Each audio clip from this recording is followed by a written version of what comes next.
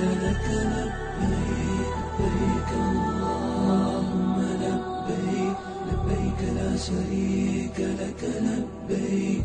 إن الحمد والنعمة لك والملك لا شريك لك لبيك لك والملك لا شريك لك لبيك. بسم اللہ الرحمن الرحیم. آج ہم نے حج کے دوران جو مینا میں وقت گزارا جاتا ہے اس کے حوالے سے ایک اہم معاملے پر توجہ مبذول کروانی ہے. 8 ذی الحج کو جب حجاج کرام مینا تشریف لے جاتے ہیں اور پھر حج کے اعمال سے فارغ ہو کر 11 اور 12 ذی الحج کو جو وقت مینا میں گزرتا ہے اس وقت میں چونکہ نمازوں کے علاوہ ذکر و اذکار اور تسبیحات کے علاوہ رمی کا ایک عمل ہے، اس کے علاوہ حج کے اعمال میں سے کوئی بڑا عمل نہیں ہوتا. اس کی وجہ سے جو حجاج کرام ہیں وہ ریلیکس ہو جاتے ہیں اور ریلیکس ہو کر وہ لایانی چیزوں میں لگ جاتے ہیں. موبائل پر وقت صرف کرنا، گپ شپ میں وقت ضائع کرنا، لایانی اور فضول چیزوں میں لگانا، غیبت کے اندر مشغول ہو جانا، یہ بڑا افسوسناک طرز عمل ہے. اللہ رب العزت نے اپنی رحمت سے، اپنے کرم سے اتنے مبارک مقام پر بلایا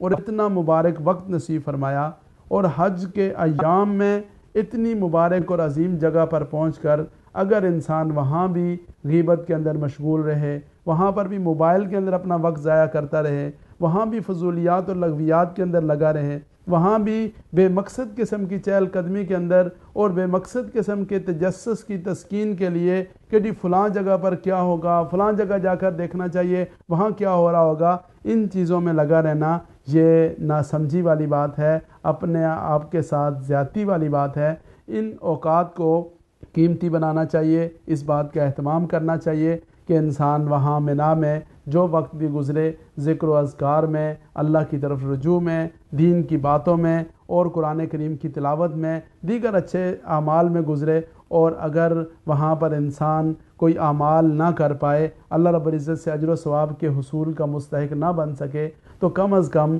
خاموشی اختیار کرے، کم از کم یہ اہتمام کرے کہ اس کی نیکیاں ضائع نہ ہوں، وہ اپنے مسلمان بھائیوں کا گوشت کھانے کا مرتکب نہ ہو، وہ لغویات اور فضولیات کا مرتکب نہ ہو، وہ کم از کم اپنے اوقات کو ضائع ہونے سے بچانے کی فکر کرے. اللہ رب العزت کی ذات سے دعا ہے اللہ تعالیٰ مجھے اور آپ کو اور تمام حجاج کرام کو، تمام ان خوش نصیب لوگوں کو جنہیں اللہ نے اپنی رحمت سے مینا میں بلایا اور دیگر جو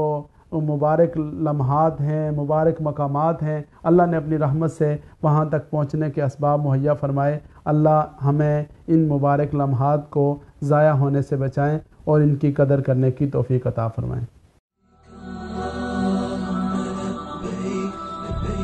شريك لك لبيك